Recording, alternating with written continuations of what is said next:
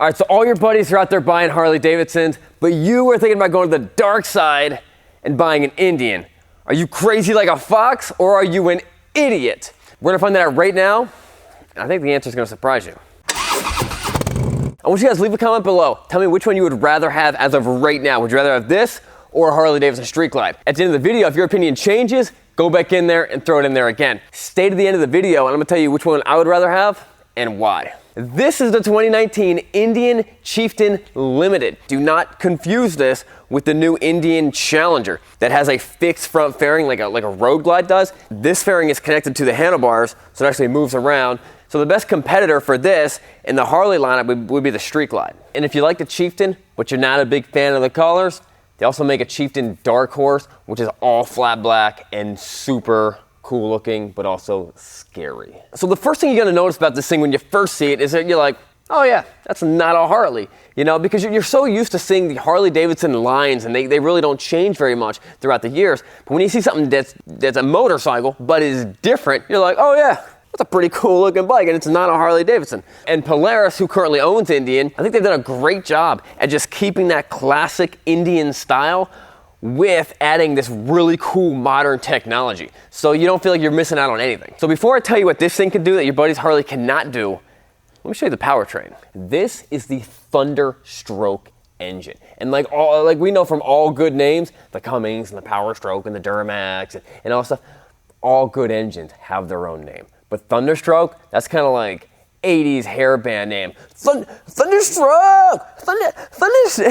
No, it sucks. Thunderstroke!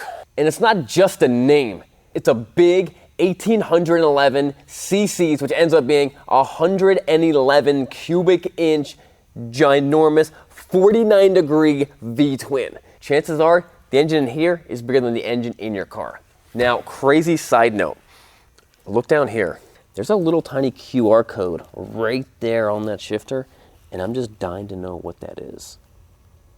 Well, it doesn't do anything. I can't scan it. The Thunderstroke motor makes 120 foot-pounds of torque and just a hair under 80 horsepower, which is, you know, that's pretty impressive. This big engine is connected to the wheels through a 6-speed gearbox, then a belt drive, then to the pavement. Hold up, I found another QR code. Let me see what this one does. Doesn't work either. Don't give me QR code if it's not gonna do anything. So this thing weighs in at 827 pounds, which is a whopping 2 pounds lighter than the Harley-Davidson Street Glide. I know you think 2 pounds is not that big of a deal. You're right, it's not a big deal. It's irrelevant, it doesn't, you know, never let anyone use it as a selling point of why you should buy this over a Street Glide because 2 pounds is nothing. So now I'm gonna tell you guys what this Indian does that the counterpart Harley does not do. As far as I know, does not do. Now, I know power windshield does not seem like a huge deal. It is a huge deal, and it could be a game changer for riders of different heights and what kind of helmet you ride.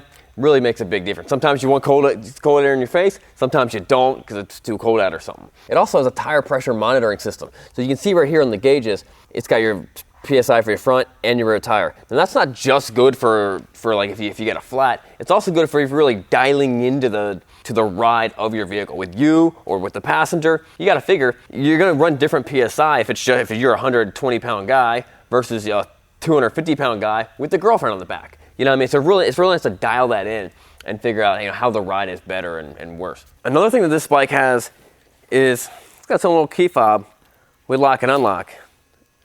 This is for the saddlebags. That's pretty awesome. And what it doesn't do is that annoying beep that you do when you walk. You know, you leave in your car and you're like, beep, beep. Motorcycle life.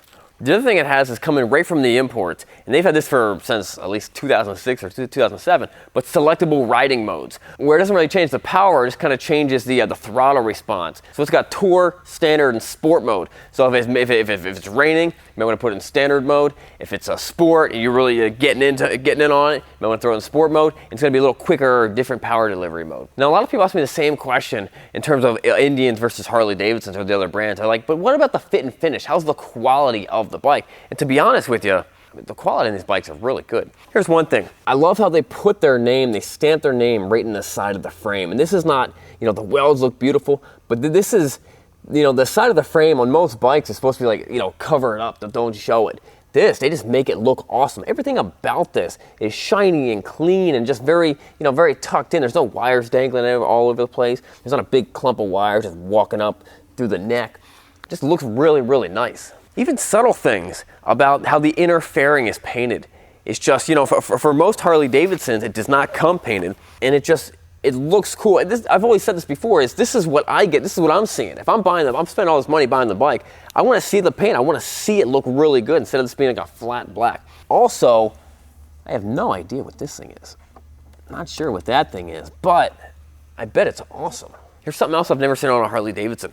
You notice how the brake lever is adjustable. It's got 5 different spots. And what this is for is different people have different, you can fold that up and you can change it. Different people have different size hands, but also different preferences of where they like their levers to be. I like it to be pretty far out. Some people might like it to be a little farther in, or they have smaller hands and they like it getting a little closer to their knuckles. This is adjustable. You don't have to change anything. Just adjust it. I love that. The biggest thing you notice of a quality vehicle versus an unquality vehicle is how it feels. Not just how it looks, but also how it feels. When you come over here and you open up the thing for the 4-posts, and it feels great. It's smooth, it's solid, everything fits in, like you know it's in, you know it's right.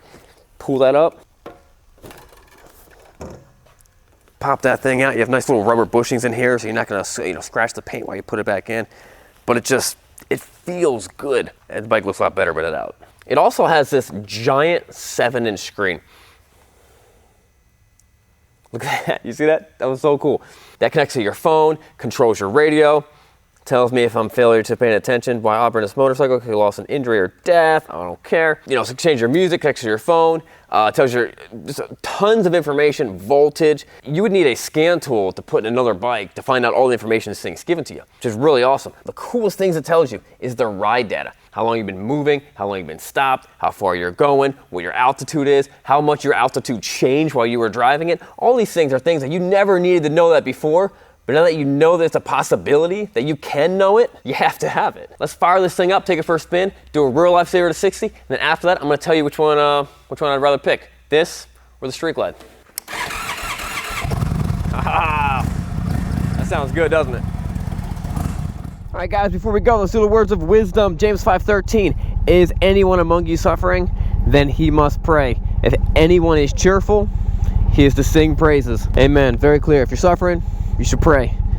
If you're cheerful, sing praises. All right, guys. So I like how when you turn this thing on, just that cool smoke Indian. It's like I'm watching a movie on my motorcycle, which is awesome. I really do like the feel, the sound, just everything about the 111 Thunderstroke. How do you make fun of that, what engine you got? I got the Thunderstroke. Oh man, it's awesome. Another thing I noticed when I hopped on this bike for the first time was how the whole fairing system, the whole fairing setup just seems lower than on a Harley, which I like that. I really like that, because I always felt like it was taking up all my scene, all my road, you know what I mean? Now, I ride Harleys all the time, and I don't really notice it, but when you jump on this, you're like, man, I like that. It just seems real clean, and now they're able to do that because they have this. They got this variable windshield that you can just put up, and it makes a difference, blocks the wind from hitting you. See, before it was down, a lot of wind was hitting my face. If you're into that type of thing, if you like wind hitting your face and all, then hey, you have it down. Now I'm sure there's also options for larger or smaller, not smaller, but larger windshields. So if you wanted to come up here and just block everything, that's definitely an option. See, right there, it's telling me both my front and rear tires are low at 28 pounds and 33 pounds, and I need to change the oil on it. It's a very responsive bike. Grabbing the clutch is nice and light. I like the throttle response. It is throttle by wire. Sometimes you drive a throttle by wire bike and it just seems a little different. You know what I mean? You get used to it instantly, but it seems different. This feels like normal. Feels like every other bike. I've ever ridden in my entire life.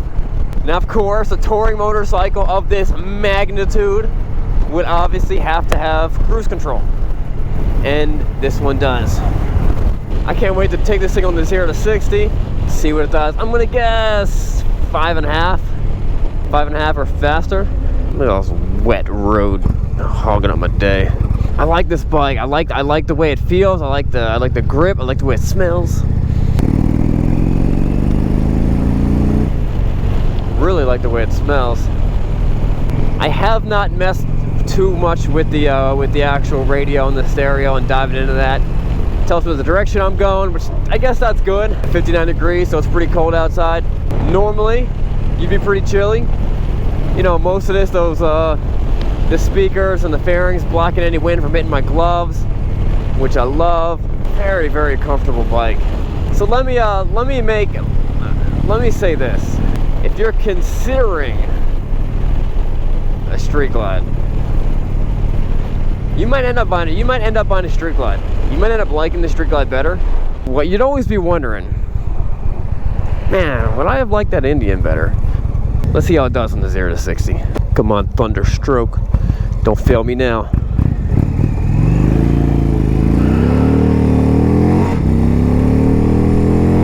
There. What a boss. Love this bike. They're claiming this thing is getting like 40 miles to the gallon, which is awesome.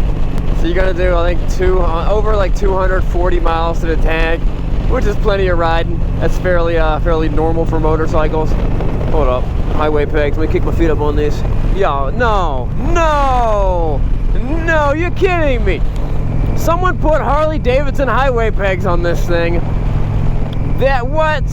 You can't do that. They feel horrible. They put them on wrong. They should be reversed. Horrible. Man. It's always like, of course, this thing is more made for the highway than anything else. It feels great. It feels great cruising on the highway. I like this bike. I'd be pleased to have this bike in my stable. I'm not sure if it's how the bike smells, but probably more the air around the bike smells. But I'm smelling that Kellogg's plant, and man, that smells good. All right, guys, let's head back to the shop, and I'm gonna tell you guys which one I would rather buy.